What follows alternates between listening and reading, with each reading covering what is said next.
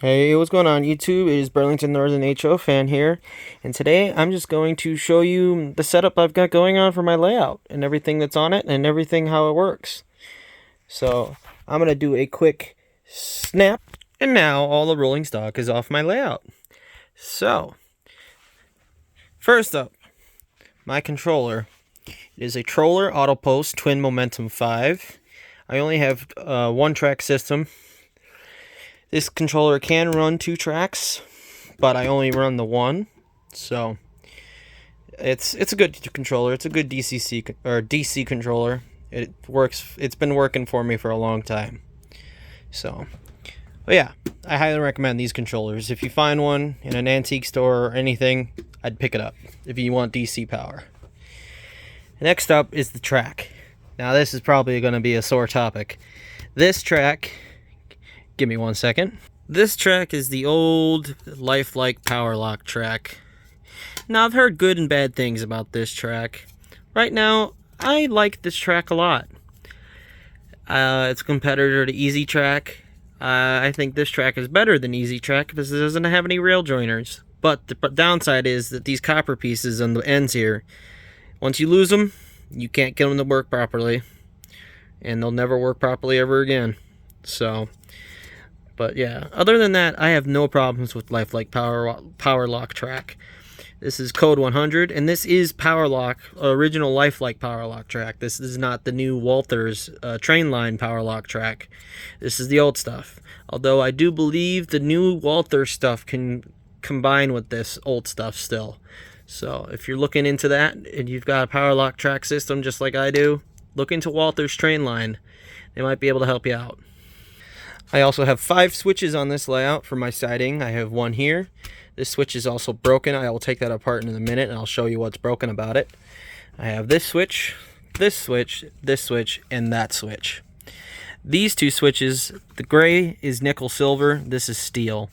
I know it's also an eyesore to see gray and silver and black, but I might do something to fix that in the future. I might ballast this and then you won't be able to see it anymore. Now I know ballasting a Lifelike track or Power Lock track is kind of dumb, but it's the first layout that I'm building. I'm not expecting this to be my permanent layout, so it doesn't really matter too much, but there's that. So right now I have a 4x8 run of loop around here for the main line, just as my one track, and then I have the siding that comes in from the town here and goes up. There's a switch here that can go over to that siding by the water tower and the switch tower. Then this switch can go over to that siding. Then it also can go into the engine shop back there. And another siding by the water tower. Now the way I've got this set up for the engine shop, I'm definitely going to change it a little bit. I'm going to want to get something to raise the engine shop up a little bit. I have original old like Flex Track or Atlas Track down there connected to a adapter from Easy Track or from Power Lock track to Easy Track, but because the rail joiners are the same, I can do it that way, and that's the way I'm doing it. It doesn't work that well, but once I get it figured out and I get it leveled properly, it should be perfectly fine. Over here we have the town. We have a little mechanic shop over here. I have all this paper down to show me where I'm going to put things, like where the grass is going to be, where the roads are going to be, where the sidewalks are going to be, and all things like that. So I've got back there, I've got some back end area over here, and I've got a couple pictures and stuff over here that I've got. That one my dad took at the Illinois Railway Museum. Great place to go if you guys have never been. Of the E5 from the Zephyr that they have there.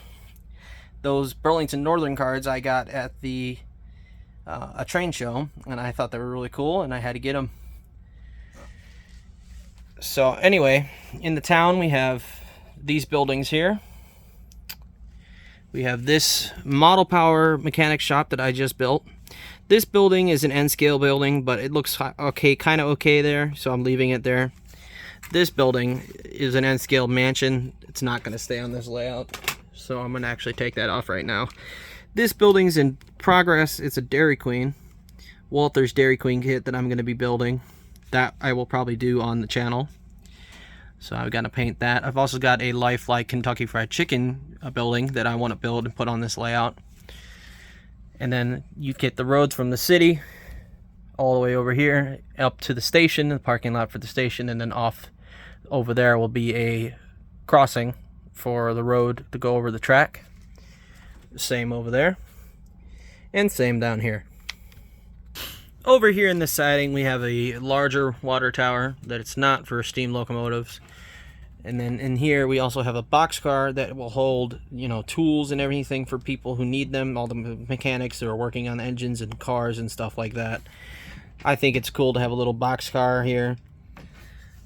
And then we've got a little shop over there with a CUDA parked next to it. It's a Johnny Lightning CUDA. I know some people say don't use Hot Wheels cars on HO scale layouts, but I think it works just fine, so I'm doing it.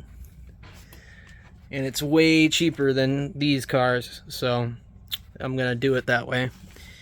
Now, and then this water tower we have as a steam locomotive water tower. We have our switch station over here, and back in the corner over there in the hiding, way back there, we've got a little caboose in the forest that's missing, that people are messing around, the hobos and stuff can be on. I think it's pretty cool to have back there.